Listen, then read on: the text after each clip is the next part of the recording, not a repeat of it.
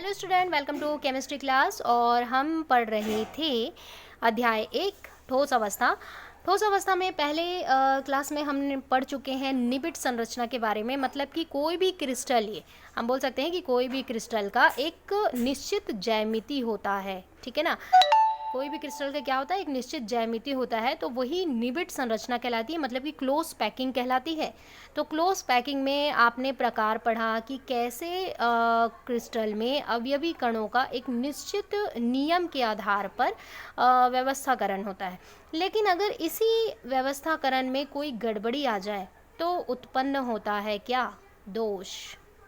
ठीक है, तो अब जानते हैं निबिड संरचना तो आपने पढ़ लिया, क्लोज पैकिंग पढ़ लिया, उसके प्रकार भी पढ़ लिए, और मेरे ख्याल से सभी को समझ आ भी गया होगा, क्योंकि डाउट तो मुझे अभी तक किसी ने पूछा नहीं है।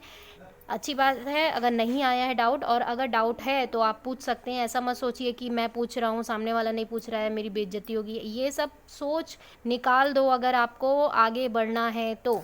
अगर आप ज़्यादा क्वेश्चन करते हैं तो और अच्छी बात है, मतलब आप में वो चीज़ें हैं कि आप समझना चाह रहे हो और डिटेल में, ठीक है। तो हमें बेस के ओर बढ़ते हुए चलते हैं। तो आगे अब निबिड संरचना तो आप पढ़ चुके, अब जानते हैं कि इनमें दोष या फिर अपूर्णताएं का कारण क्या है।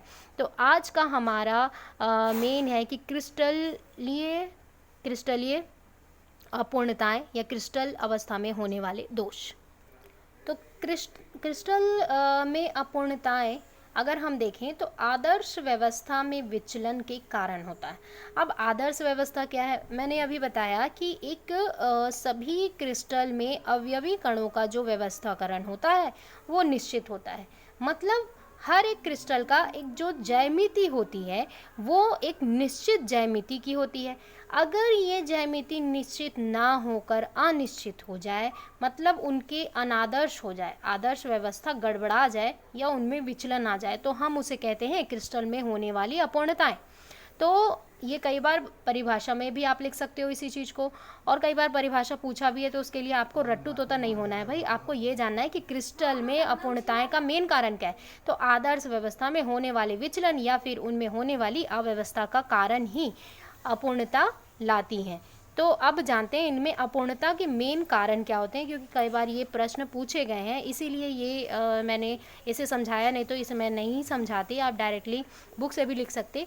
तो इसका मेन पॉइंट हम जानते हैं कि आदर्श क्रिस्टल में क्या होता है, अवयवी कण की जो व्यवस्था होती है वो पूर्णतः नियमित होती है, ये तो आपको मालूम चल गया। साथ ही साथ सेकेंड पॉइंट का अगर देखते हैं कि परंतु आदर्श क्रिस्टल क्या करते हैं, प्राप्त करने का संभव नहीं। मतलब क्या होता है कि हमेशा नियमित तो होती है, लेकिन क्या होता है कि क्रिस्टल हमेशा आदर्श नहीं हो पाता।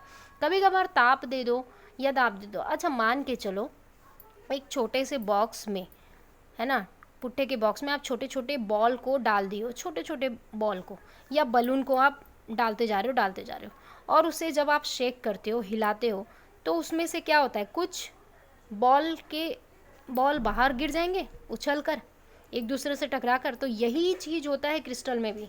जब क्रिस्टल में इस तरीके से हम अवयवी कण का व्यवस्थाकरण एक के ऊपर एक, जैसे आपने निबिड संरचना में पढ़ा था, इस तरीके से हमने कर दिया।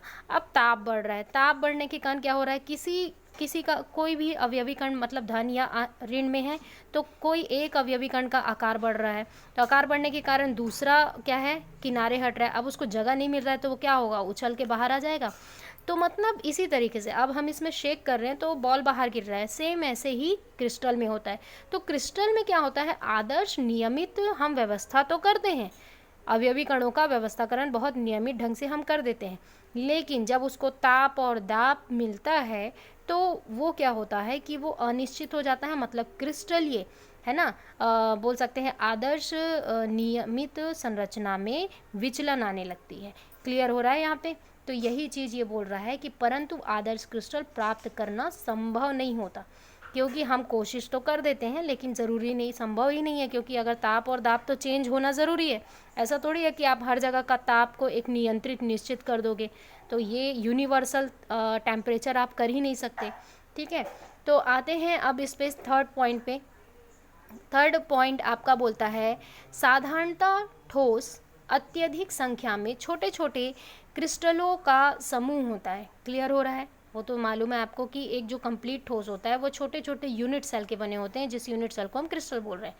इन छोटे क्रिस्टलों में दोष होते हैं। अब इन एक एक छोटे क्रिस्टल यूनिट सेल देखेंगे तो उनमें क्या होगा, अवयवी कण होगा। अब अवयवी कण के जो व्यवस्थाकरण है वो अनियमित हो जाएंगी तो उनका दोष हो जाता है। अब आते हैं क्रिस्टल में दोष। अवयवी कणों में अव्यवस्था और अनियमित या निश्चित स्थान पर नहीं होता है। अब ये कहते हैं कि ये दोष जरूरी नहीं है भाई कि एकदम पर्टिकुलर, जैसे मान के चलो कि आपने ये बॉक्स में बॉल भरा और आप शेक किए, तो ज़रूरी नहीं है ऊपर के बॉल ही उछल के बाहर होंगे। हो सकता है नीचे का कोई बॉल हो, वो ऊपर शेक करने से ऊपर आ गया है टकरा के, और ये ऊपर वाला नीचे चला गया तो ये बच गया गिरने से, नीचे वाला ऊपर उछलकर बाहर निकल के फेंका जाता है। तो इस तरीके से ज़रूरी नहीं है कि कोई भी एक निश्चित यही वाला अवयवी कण के साथ दोष होना है, नहीं, कहीं पे भी हो सकता है। ये क्लियर हो रहा है? तो ये लाइन भी आपका क्लियर हुआ। अब आते हैं अवयवी कणों में आदर्श व्यवस्था में अनिश्चित अवस्था विचलन द्वारा उत्पन्न दोष बिंदु दोष। मतलब क्या बोलता है कि मान लो कि इसमें ये बॉक्स है, इसमें बॉल है। अब इसके मान लो कि इस बॉल में आपके टोटल 20, मतलब एक बॉक्स में आपने 20 बॉल को रखे हुए हैं, ठीक है। तो मान लो एक बॉल निकल कर गिर गया, या एक बॉल बीच में कहीं पे, ये दोनों बॉल, ये 4 बॉल के बीच में घुस गया, ठीक है, और ये एक दूसरे से मतलब चिपक जा रहे हैं। तो इस तरीके का या तो ये निकल जाएगा या तो ये बीच में आ गया, अंतराकाशी मतलब कि रिक्तिका जगह में आ गया।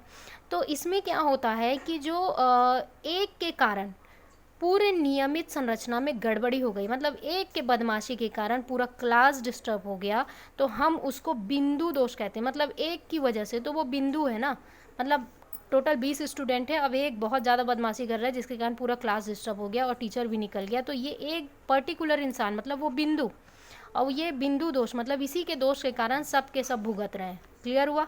तो यही चीज़ है। तो यहाँ पे बोल रहा है अवयवी कण में आदर्श व्यवस्था में जब कोई भी विचलन होता है, किसी एक के कारण विचलन हो रहा है, तो वो बिंदु दोष हो गया।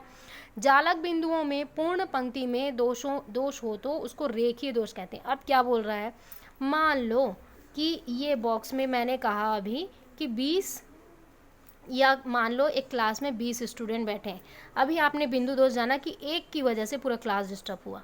अब मान लो कि ये जो बैक बेंचर्स हैं, पीछे वाले, पीछे पूरे लाइन के पूरे बच्चे ये पूरे क्लास को डिस्टर्ब कर दिए। अब क्लास में टोटल पढ़ाई होना बंद। तो ये पूरे के पूरे जब लाइन गड़बड़ी करेंगे पूरे बच्चे पीछे के बैक बेंचर, तो हम बोल सकते हैं इसको रेखीय दोष। क्लियर हो रहा है? मतलब ये पूरा का पूरा सीरीज बदमाशी कर रहा है। अब इसमें सिर्फ एक पर्टिकुलर कर रहा था, अब इसमें इन लोगों का गैंग कर रहा है, ठीक है। तो ये चीज़ हो गया आपका रेखीय दोष। तो दोष वैसे तो 2 प्रकार के होते हैं क्रिस्टल में, बिंदु और रेखीय। अब जानते हैं बिंदु दोष के प्रकार कितने हैं।